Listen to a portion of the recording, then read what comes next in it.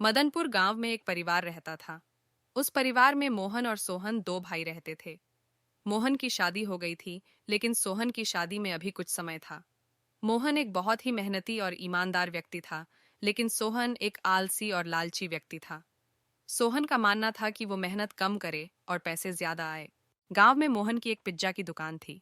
मोहन की दुकान में बहुत बेहतरीन और स्वादिष्ट पिज्जा मिलता था, जिसके कारण पिज्जा खाने के शौकीन लोग हमेशा उसके दुकान में भीड़ लगाए रहते थे, जिससे मोहन की अच्छी आमदनी हो जाती थी।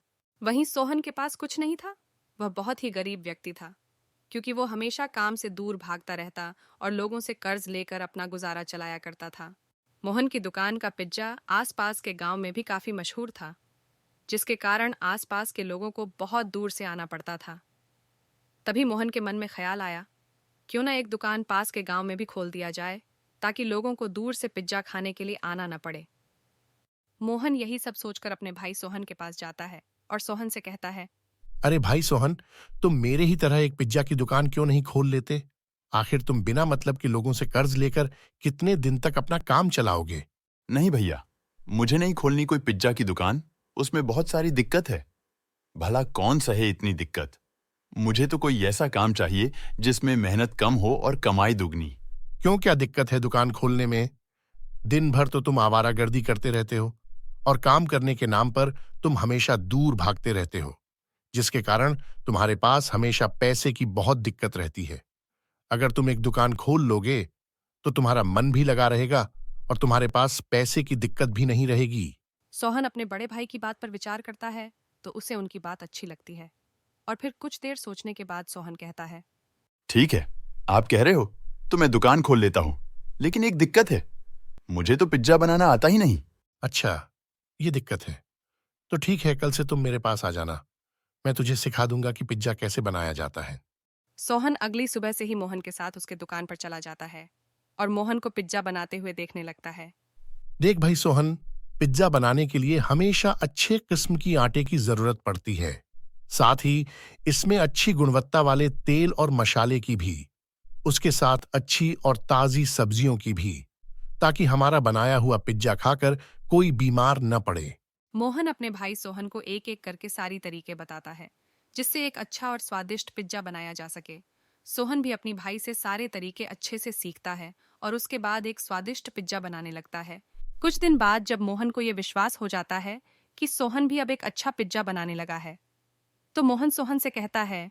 सोहन, तुम अब अच्छा पिज्जा बना लेते हो। मुझे इस बात की बहुत खुशी है। तुमने बड़ा ही मन लगाकर मुझसे सारे गुण सीख लिए हैं और एक अच्छा कुक बन गए हो। अब तुम एक काम करो, पास के गांव में एक दुकान खोल दो और वहां सब लोगों को अपने हाथों का जादू दिखाओ। लेकिन सोहन, एक बात का ध्यान हमेशा रखना, पिज्जा बनाने में हमेशा अच्छे क्वालिटी के सामान का प्रयोग करना, ताकि तुम्हारे बनाए हुए पिज्जा को खाकर कोई व्यक्ति बीमार न पड़े। इतना सुनने के बाद सोहन पास के गांव में अपने भाई की मदद से एक पिज्जा की दुकान खोल देता है।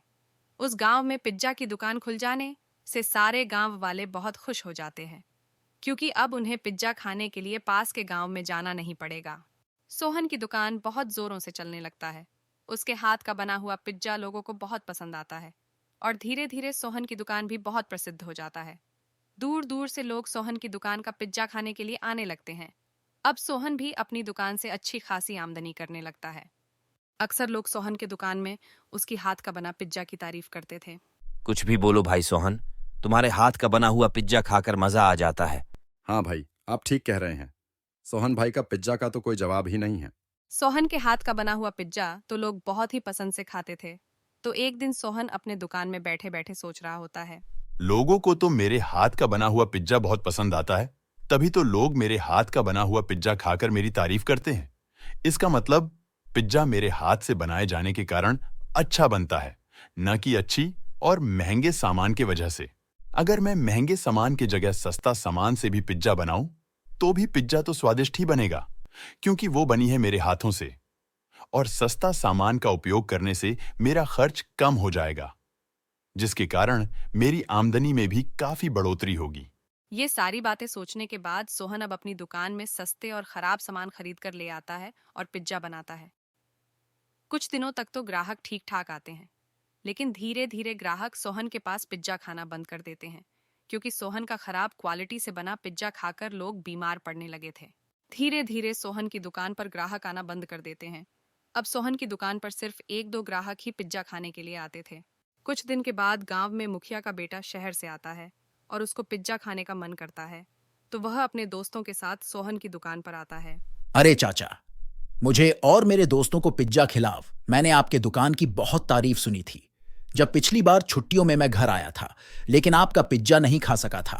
आज मौका मिल गया तो मैं और मेरे दोस्त मिलकर पिज्जा खाने के लिए आपके पास आ गए। ठीक है बेटा, तुम बैठो। मैं तुम्हारे और तुम्हारे दोस्तों के लिए एक लजीज पिज्जा बनाता हूँ। मैं बस यूं गया और यूं आया।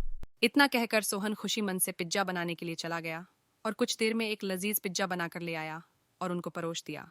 बच्चों ने जब पिज्जा खाया तो उनको पिज्जा बहुत अच्छा लगा और वो बोले, चाचा जी, आपके हाथ में तो जादू है और आपके पिज्जा का तो जवाब ही नहीं। आप ऐसा कीजिए, आप 5 पिज्जा मेरे घर के लिए पैक कर दीजिए ताकि आपके हाथ का बना पिज्जा मेरे घर वाले भी खा सके। हाँ क्यों नहीं, मैं अभी पैक कर देता हूँ। इतना कहकर सोहन ने 5 पिज्जा पैक कर दिया और बच्चे सोहन को पैसे देकर चले गए। अगली सुबह सोहन दुकान पर बैठा था। तभी उस गांव के मुखिया पुलिस के साथ वहां आए और बोले, यही दुकान है इंस्पेक्टर साहब, जिससे मेरा बेटा और उसके साथी पिज्जा खाकर गए थे। इतना सुनते ही सोहन डर जाता है और वो कुछ बोलता इससे पहले इंस्पेक्टर उससे पूछता है, तुम्हारा नाम ही सोहन है जो पिज्जा बनाता है? जी इंस्पेक्टर, मैं ही हूँ। बोलिए क्या बात है। हमें तुम्हारे पिज्जा बनाने वाले सभी सामान की जांच करना है, क्योंकि तुम्हारे द्वारा बनाया पिज्जा खाकर मुखिया जी का बेटा और उसके दोस्त बीमार पड़ गए हैं। इतना कहकर इंस्पेक्टर सोहन की दुकान में जांच करने के लिए चला जाता है। सोहन पुलिस की बात सुनते ही समझ जाता है कि उसके खराब सामान से बना पिज्जा खाकर ही बच्चे बीमार पड़े होंगे। तभी पुलिस इंस्पेक्टर सोहन के पास आता है और कहता है, मुखिया जी, इसके दुकान में बहुत ही सस्ता और खराब सामान मिला है जिससे ये पिज्जा बनाता है, जिसको खाकर बच्चे बीमार पड़ गए हैं। इंस्पेक्टर साहब, इस इंसान को आप जेल में ले जाइए और इसको कड़ी से कड़ी सजा दीजिए ताकि ये फिर कभी किसी भी ग्राहक को सस्ता और खराब सामान से बना पिज्जा न खिला सके। इतना सुनते ही पुलिस इंस्पेक्टर सोहन को पकड़कर अपने साथ ले जाता है और उसे जेल में डाल देता है।